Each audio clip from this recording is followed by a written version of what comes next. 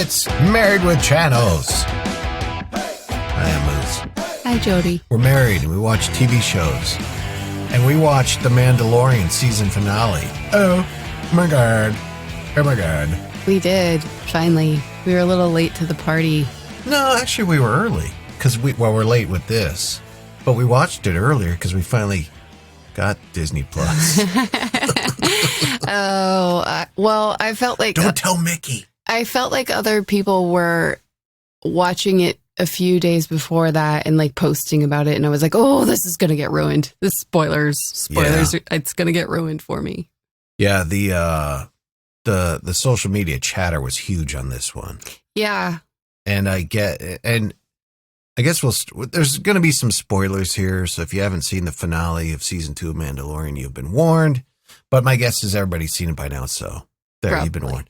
And the social media chatter was just epic. And it's funny because nobody ruined it. Nobody spoiled it based on what I saw. Right. But they did build it up. Right. There was talk of grown men crying. Yes. I love all you guys out there that show your feelings and stuff, but yeah, grown men crying. Come to find it wasn't grown men crying, it was grown nerds rejoicing. You said that, not me. You can direct hate mail to him. Crying tears of nerdy fandom because, oh my God, Luke is back. Yeah, I mean, I think maybe I let everyone else's excitement and, oh my God, reaction kind of build up in my brain, maybe. Yeah. So, to be truthful, when I watched it, I was kind of like, okay, what am I missing here? Do I need to watch this again? Like, it just didn't live up to, Well, yeah, I guess, what I was expecting. it's fine. I just checked the camera. Oh, okay. And I don't want to make it sound like the episode was bad. Right. It was good. Right. It was actually really good. It was just, I think you and I both were expecting something else, something different, something more. Yeah, maybe. Like, based on what I saw on tech, I'm just going to paraphrase basically, is like you said, grown men crying. Yeah. One guy said something like, I've never been so excited, happy, and tearful at the same time. And yeah. so based on the culmination of all that stuff, and granted, I only saw about 3 different posts or heard from people. I thought somebody was going to die. I thought Grogu was going to get killed, like, a dark trooper is going to bite his head off or something. I don't know. Or Mando. Yeah. Mando would die, like they're going to throw a end of Game of Thrones season 1 at us where Ned gets his head cut off. Right. But that didn't happen. It was that Luke came and saved Grogu. Yep. And Grogu went with him to finish his Jedi training in R2-D2. Yeah. Beep, boop, boop, boop. That was cool. Yeah. Before that, though, I do think that the crash landing on Gideon's cruiser and that whole fight scene was pretty cool. That was pretty awesome. Yeah, I thought all that was good. All the fighting the stormtroopers, dark troopers, whatever was good. Yeah, that was kind of intense. And I loved when he flushed him out into space. That was hilarious. Yeah, but it didn't really work. It didn't really work, no.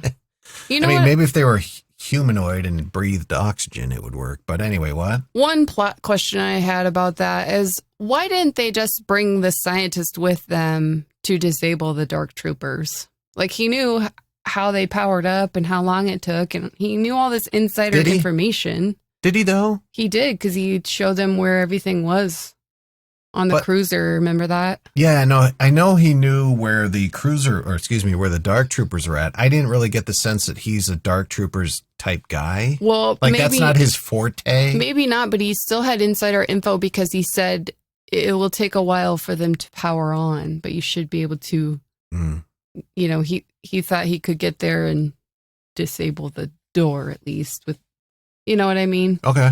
So, I don't know. It was just kind of like, well, why don't you just take him with you so he can, like, reprogram them or shut them down? I don't know. That was kind of a, really? Yeah. I liked the Boba Fett stuff. I liked that he was kind of they were playing the whole, like, we're being attacked by this guy. who should be half digested in a sarlacc. I still need to know how the hell Boba Fett got out of Sarlacc. Maybe that'll come about. I don't know. And I know we brought that up last episode. Yeah. Our last episode. Yep. But I still need to know. Hopefully they do like an episode. That'd be cool, right?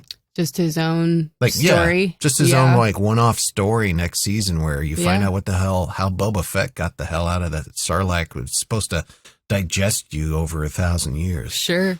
But, yeah, no, like it was a good episode. It really was. And it was cool seeing Luke come in and slice and dice and, do his thing. I do have to say, and yeah, you can direct hate mail to me, but the Luke CGI was just a little bit off-putting at times. Not every time, not the whole time. Like there were some times where you're like, oh my gosh, it looks like him. But then there were other times where it was just a little bit off for me.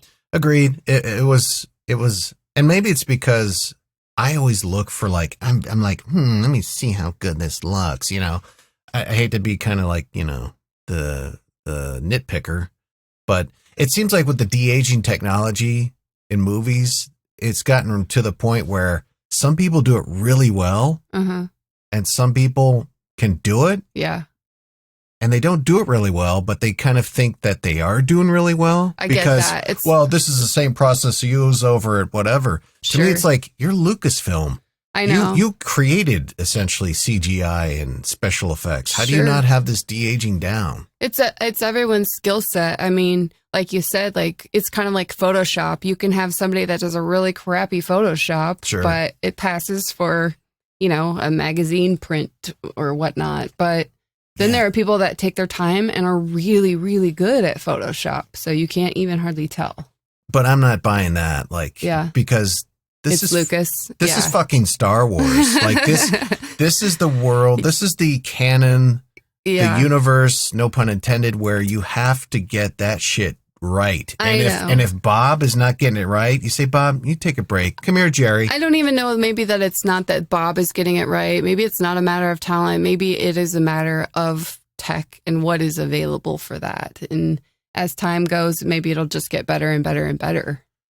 I don't agree. Yeah. Because if you've seen any behind the scenes on The Mandalorian, they were, I believe, the first or one of the more notable film TV shows to employ a who's that? Oh, it's just light going off.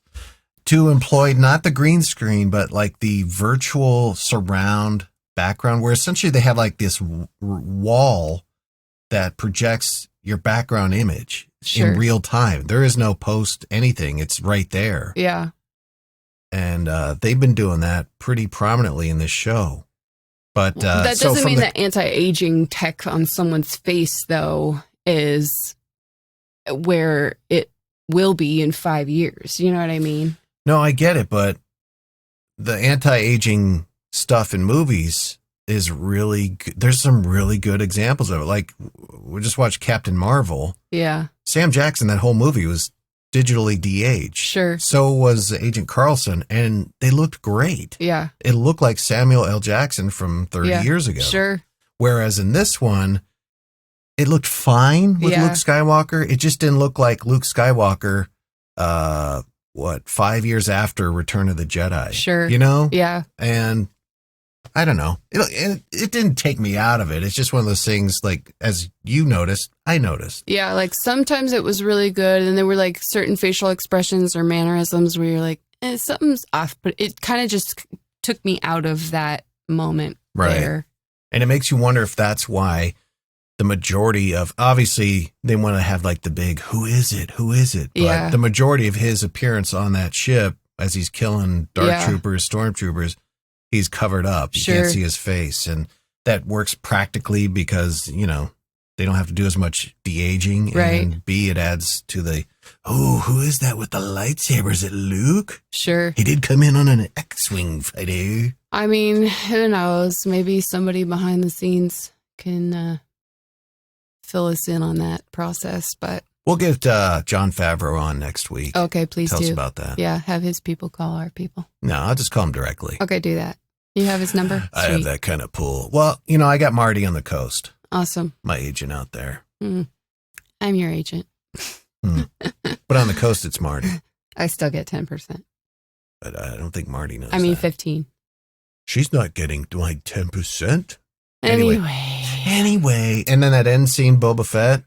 Yeah. Coming down and taking care of Bib Fortuna. Yeah. Taking that throne. Taking it. And that essentially is going to launch the next show, the Book of Boba Fett. I don't like the title. I don't know if I like it either. Yeah. Just call it Boba.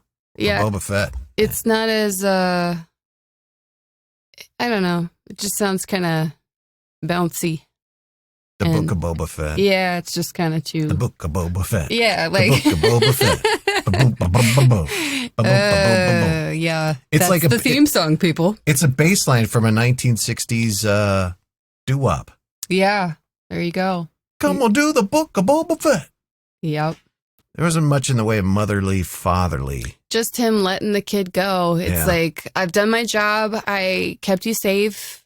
It's okay for you to go with him now, kind of. And he let him see his face. That was pretty sweet. And was that the first time he's seen his face? I think so, yeah. Yeah, you might be right. Yeah. You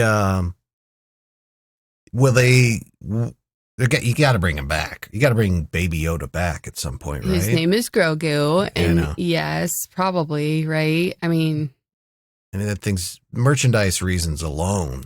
You got to have him back. I don't know. He's pretty darn cute. I wonder if this will open up next season for Mandalorian. Where it's not just got to take the baby. Right. And get the baby here or there. It's more bounty hunting. More. I'd almost like to see an adventure of the week type of thing. And I know that maybe goes against what I've been kind of railing against, where it seems like it's the same thing every week on Mandalorian. But I think there's a way to do it without it being the same type of thing, where he goes to some place and some, Inuit people are like, we need your help. And if you help us, we'll do this for you. Yeah. I think I'd like to see him still fighting for good and liberating people who are oppressed and whose planets have been destroyed and taken from them by the Empire, and just keep seeing him fighting for good. So it's the Equalizer in space. Sure. Why not? I was thinking, it'd be cool is you have him on this like wild bounty hunt, like this bounty hunt that is elusive and makes him traipse all across the galaxy. Yeah. Come across all sorts of different people, characters, whatever. Sure. And it's just, and it could even be like some sort of, cause you got a fanboy service a little bit. Yeah. It could be some character that we know from previous Star Wars. Sure. Properties. Yeah. I don't know. That would be kind of cool. That would be cool. Have it more like he's on a mission. I got to get this guy instead of I got to get this kid to blank. Right. I don't know. We'll see what happens for him going forward. And I'm sure it's not the end of Grogu. I'm sure it's not the end of maybe seeing Jedi and Mandalorian. Yeah, we'll see some more Jedi, I'm sure. Do you think he'll find more Mandalorians? I think so. Quest? I think so. Yeah. He's already found, 4 total? Yeah. This season? I think we'll see some more Mandalorian. Yeah. Interesting. Hopefully they got that little missile launcher like Boba does. Boba Fett. Yeah, that thing's cool. And the jetpack. Oh, yeah. Yeah, jetpacks are cool. Oh, and rest in peace, Jeremy Bulloch, the guy who played Boba Fett in the Star Wars movies, or at least one of them. He just died recently. Rest in peace, Jeremy. Anything else on the Mandalorian season finale? The Rescue? No, I mean, it was good. Yeah. It was good. It wasn't crying on my couch good, but, I'm thankful for that, because these days I don't need any more crying. Yeah, right. I don't need... There are random days where I just wake up and I feel I'm going to cry today. I'm so sorry. Yeah, so sorry. I'm glad that wasn't the case. Yeah, we've suffered some losses in this household. I don't think I could have taken if Grogu died or Mando died or anybody else, really. So, yeah. All right. That's going to do it for this episode of Married with Channels. We'll be back again. Do we want to talk about The Undoing? Sure can. I feel like we should do Undoing and Queen's Gambit in one episode. Oh, maybe next week. How Maybe about so. that? Maybe so. Until next time, my name is Moose. I'm the husband. And I'm Jody, the wife. We'll see you next time. Bye.